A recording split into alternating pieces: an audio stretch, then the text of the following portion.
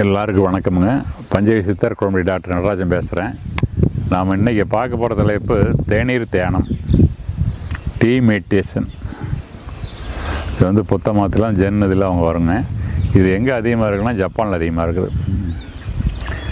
நம்ம வீட்டிலலாம் முன்னாடி வந்து ரிசப்ஷனுக்கு ஒரு ஹால் மாதிரி வச்சுருப்போம்.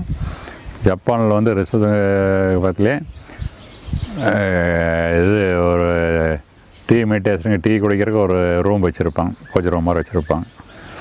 அதில் வந்து டீ குடிக்கிறவது என்ன பண்ணுவாங்க, எல்லாருமே வந்து அமைதியாக நேரில் மண்டி போட்டு உட்காந்துக்குவாங்க. மண்டி போட்டு அப்படியே உட்காந்துட்டு வஜ்ராசனத்தில் இருக்கிற மாதிரி வஜ்ராசனம் போட்டு டீ வந்து சும்மா ஒரு சொட்டை உள்ள இறக்குவாங்க. தியானத்தோட வேறு எதையும் நினைக்காமல் இப்போ யாருக்கும் ஒருத்தர் பேசாமல் செய்வாங்க. இது வந்து டீ மெடிடேஷன் பேர்.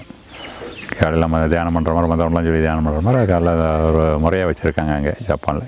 காலையில் ஃபஸ்ட்டு எடுத்தையுமே நேரமே இது வந்து அவங்க எப்படி செய்கிறாங்கன்னா, டீ பார்க்குறாங்க, டீ சூடாக இருக்குது, ஆய் வருது, அதை மோந்து பார்க்குறாங்க, அந்த டீ வாசம் வருது. டீ வாசம்லாம் வந்ததுக்கப்புறம் அது என்ன பண்ணுது அப்படின்னா, அதில் மோந்து பாட்டு அந்த வாசையெல்லாம் பாட்டு அவங்க சந்தோஷப்படுறாங்க. அது டீ எங்கேருந்து வந்தது, யார் உணர்ந்து கொடுத்தா, அது எப்படி நம்ம கைக்கு வந்துன்னு போது அவங்க டீ எங்கே விளைஞ்சி வந்தது, அது விவசாயி பஞ்சத்தினால அது விளைஞ்சி வந்தது. நிலம், நீர், நெருப்பு, வாய், சூரியன் எல்லாமே சேர்ந்து அதை விளைவிச்சு விவசாயி வந்து ஒரு வியாபாரி கொடுக்குறாரு. வியாபாரி வாங்கிட்டு வந்து அதை ப்ராசஸ் பண்ணி கடைக்கு கொடுத்து, கடையில் நம்ம வாங்கிட்டு வந்து ஒரு டீ போட்டு கொடுக்குறோம். டீ வந்து நம்ம ஒரு டீயாகவும் குடிக்கலாம், சர்க்கரை சேர்த்தாவும் குடிக்கலாம், பால் கலந்தும் குடிக்கிறாங்க. இதெல்லாம் எல்லாத்துக்கும் நன்றி சொல்லிவிட்டு, டீ வந்து நமக்கு தயார் பண்ணி கொண்டு வந்து நம்ம பரிமாற அன்பான மனைவிக்கு எல்லாத்துக்கும் நன்றி சொல்லிவிட்டு, அப்புறம் வந்து அப்படியே சிப் பண்ணுறேன்னு சொல்கிறாங்களே, ருசிக்கிறது. ஒவ்வொரு சொட்டா வாயில் ஊற்றி அப்படியே அந்த ருசியை கண்ணை மூடிக்கிட்டு ஒவ்வொரு சொட்டா உள்ள வாய் பூரா பரவும், நாக்கு பூரா பரவும், தொண்டைக்கு போகும். அப்படியே சொட்டு சொட்டா குடிக்கணும். ஒரு டீ குடிக்கிறது அப்படின்னா 15-20 நிமிஷத்துக்கு மேலே குடிக்கணும், அரை மணி நேரம் கூட குடிக்கணும். மெதுவாக உள்ளே போக அந்த ருசி வந்து வாய் பூரா பரவி, உடம்பு பூரா பரவி கீழே அப்படியே போகிறதெல்லாம் பார்க்கலாம். கவனத்தோடு கவனித்தான், சும்மா இல்லைன்னு எனக்கு தெரியாது. கவனிச்சிட்டே இருந்தோம்னா டீ மெடிடேஷன் வந்து நல்லா கவனிச்சிங்கன்னா, டீ குடிச்சதுக்கப்புறம் பார்த்தீங்கன்னா லேசாக தோல் வந்து வேர்வை வரும். வேர்வை துவாரத்தில் வந்து அந்த வேர்வை லேசாக வரும். லேசாக வர்றது பார்த்தீங்கன்னா ரொம்ப சென்சிட்டிவாக இருந்தீங்கன்னா, மூக்கு வந்து வாசத்தை நல்லா மூக்கு மோப்ப முடிச்சது அப்படின்னா டீ வாசல் அடிக்கும். இப்போ ஆரம்பத்தில் தெரியாது, கை கிட்ட கொண்டு போய் மோந்து பார்த்தீங்கன்னா கண்டிப்பாக டீ வாசம் அடிக்கும். நீங்கள் பார்க்கலாம், ஒவ்வொரு உணவு சாப்பிட்றவனுக்கு ஒவ்வொரு வாசம் அடிக்கும். புளியோரை சாப்பிட்றவங்களும் அது ஒரு வாசம் அடிக்கும், ஆட்டுக்கறி சாப்பிட்றவங்க ஒரு வாசம் அடிக்கும், மாட்டுக்கறி சாப்பிட்றவங்க ஒரு வாசம் அடிக்கும். அந்த உணவு வந்து ஜீரணாகி களி வந்து யூரின்லேயும் வெளியேறுது, களி வந்து மலத்துலேயும் போகுது, ஈரல் வழியாக போகுது, தோல் வழியாக வந்து களி வெளியே போகுது. தோல் வந்து ஒரு உறுப்பு, தோல் சுவாசிக்குது, வேறு வழியாக உள்ளவர்களை உப்பு கட்டத்தில் வெளியேற்றுது. அப்போ அதுலேயும் அந்த வாசம் வந்துடும். அது வந்து அதெல்லாம் கவனிக்கணும். அதெல்லாம் தியானம் பண்ணி நல்லா கவனிச்சுட்டு இதை வந்து நல்லா இது பண்ணுற போது, இந்த நம்ம முடக்கு குடிக்கிற மாதிரி அப்படிலாம் குடித்தோம்னா அது உடம்புக்கு கெடுதலை. அல்சர் வரும், அப்புறம் உங்களுக்கு வந்து மலச்சிக்கல் வரும், சர்க்கரை ஏறும், பிரஷர் ஏறும், எல்லா வியாதியும் உண்டு ஒன்று. டீ காஃபி அதே மாதிரி தூண்டி விடுது, ஸ்டிமுலேஷன் தூண்டி விடுற போது பதட்டம், இருதய வேகமாக துடிக்கிறது, இருதய பிரச்சனை, எல்லா வியாதியும் வரும். அதை ஒரு சொட்டை உள்ளே இருக்கிற போது எதையும் பாதிக்காது, அல்சர் வராது, எது வராது. ஒரு சொட்டை உள்ளே இறங்குற போது உமிழ்நீர் கூட கலந்துருது, உமிழ்நீர் கலந்து அது மெதுவாக இறக்குற போது அது மெதுவாக ஒரு சொட்டை உள்ளே வரும்போது ஒன்றும் பண்ணாது. அது மாதிரி அப்போ இதே வந்து தியானமாக செய்கிற போது காலையில் நேரமாக செஞ்சிட்டிங்கன்னா, மாலையில் ஒரு வேணும் செய்யலாம். காலையில் நேரமாக செஞ்சிட்டிங்கன்னா அந்த நாள் பூரா மனசு அமைதியாக இருக்கும், ஒரு ஆனந்தமாக இருக்கும், ஒரு சந்தோஷமாக இருக்கும். யாரை பார்த்தாலும் எல்லாத்து மேலே அன்பு செலுத்துவீங்க. யாரை பார்த்தாலும் கோபம் வராது. எல்லாருமே நமக்கு வேண்டியவங்க. அதான் நான் போய் எனக்கு நம்ம என்ன சொல்லியிருக்காம முதல்ல, ஈசன் எனக்கு கருதி எல்லா உயிர்களையும் நேசத்தால் நினைந்து கொள்ளுங்கண்ணா.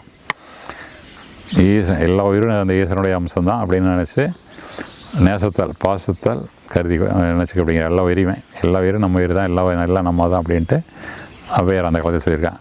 அதனால் பார்த்தீங்கன்னா எல்லா உயிரையும் நம்ம அன்பாக நினச்சி இது பண்ணுற போது எல்லா உயிருக்கும் எனக்கு அன்பாயிரும். அதனால் அந்த காலத்தில் பார்த்தீங்கன்னா முனிவர்கள் ரிஷியெல்லாம் காட்டில் இருப்பாங்க.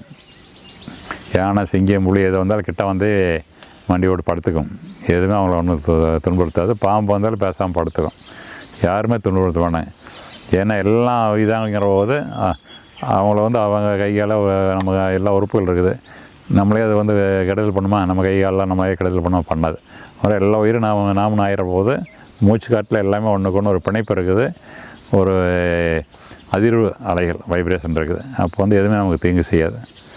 அந்த காலத்தில் பார்த்திங்கன்னா ரொம்ப தியானத்தில் இருந்து முனிவர்கள்லாம் வந்து ஒவ்வொரு விலங்கு ஒவ்வொரு பொறையும் கத்துற சத்தம், அது ஏன் கத்துது, எது கத்துது, இணையை கூப்பிடுதான், இது பண்ணுதான்னு அவங்களுக்கு எல்லாமே கரெக்டாக தெரியும். அந்த மிருகங்களுடைய மிருக பாசைன்னு சொல்லுவாங்க, எல்லாம் தெரியும்.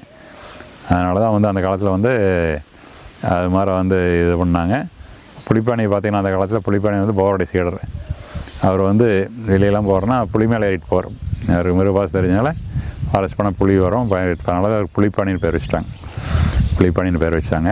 அப்போ அவர் வந்து ஐயப்பன் ஆகிட்டார் கேரளாவில். அது மாதிரி எல்லா உயிரையும் நம்ம நேச்சு நல்லா இருந்தீங்கன்னா எல்லா உயிரும் உங்களுக்கு எதுவும் கெடுதல் பண்ணாது. உங்களுக்கு எதிரியாக இருந்தாலும் உங்களை வந்து ஒன்றும் பண்ண மாட்டான். பக்கத்தில் வந்தேமே சாந்தமாயிடும், கோவமெல்லாம் உனக்கு குறைஞ்சிக்கும்.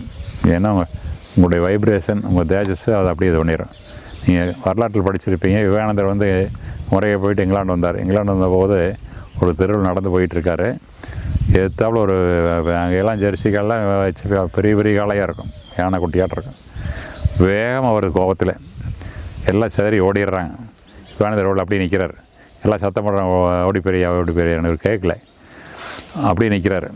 வேகமாக வந்த காலம் ஒரு 10 அடிக்கு முன்னாடி வந்து அப்படியே மெதுவாக சொல்லாகி இவரை வந்து தலைக்குள்ளே தரையில் கொம்ப தரையில் லேசாக முட்டி அப்படியே மேலே எழுந்திரிச்சு வணக்கம் சொல்லுது. இவரை பார்த்து ஒன்றுமே பண்ணல. அப்புறம் பார்த்துக்கிட்டே இருக்கார். காலை வந்து நானும் நீ ஒன்று தாங்கிற மாதிரி அவர் பார்க்குறாரு. அமைதியாகி போயிடுது. அதனால தான் வந்து இது வந்து எந்த செயலை செஞ்சாலும் தியானத்தால் செய்யுங்க. டீ குடிச்சாலும் சரி, வேறு எதை செஞ்சாலும் சரி, இந்த மாதிரி செஞ்சிங்கன்னா உங்கள் மனசு அமைதியாக இருக்கும், வாழ்க்கையும் சந்தோஷமாக இருக்கும். உங்கள் ஆயிலும் நீண்ட ஆயிலுக்கு நீங்கள் நெடுங்காலம் வாழலாம். நன்றி, வணக்கம்.